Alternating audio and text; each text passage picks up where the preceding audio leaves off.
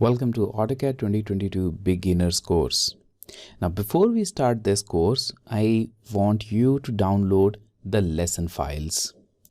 Now these lesson files are ready-made set of DWG, JPEG, PNG and other files which you need throughout this course.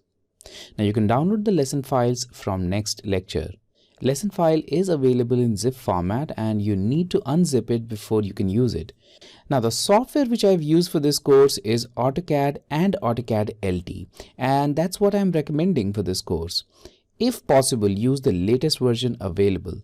This course is primarily recorded with AutoCAD 2022 version, but if you have older versions of AutoCAD or even the latest one, then feel free to use that too. Now I've used Windows operating system, and basically I've used Windows 10 and Windows 11 for recording this course, and this course is not compatible with Mac operating system and AutoCAD for Mac. So if you are using AutoCAD for Mac, well, this course will look quite different, as the user interface for Mac as well as Windows version of AutoCAD is quite different. Now the last lecture of every module is a practice exercise video where you just need to practice with the question provided in that video, and after practicing it yourself, you can check the answer and solution in that video. So I'd highly recommend that you answer all those practice exercises yourself. There are also 5 multiple choice questions at the end of every single module, which I'd highly recommend that you answer before moving to the next module. These practice exercises and MCQs will help you assess the performance of that module, and if you feel like your score is not good enough, then revisit that module before going to the next one. Now once you finish this course 100%, you will get your certificate of completion. Now for certificate of completion, you need to finish all the video lectures, practice exercises as well as quizzes.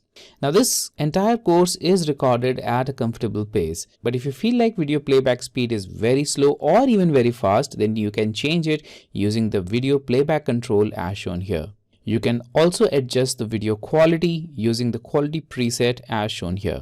Though the video player will automatically adjust the video quality depending on the bandwidth, but if you want to, you can certainly change it. Now, if you want to download the software, then that link is also available in the next lecture. For this course, you can use the student version of AutoCAD, but for downloading the student version of AutoCAD, you need to be eligible as per Autodesk guidelines. So check the eligibility criteria on Autodesk website before downloading the software.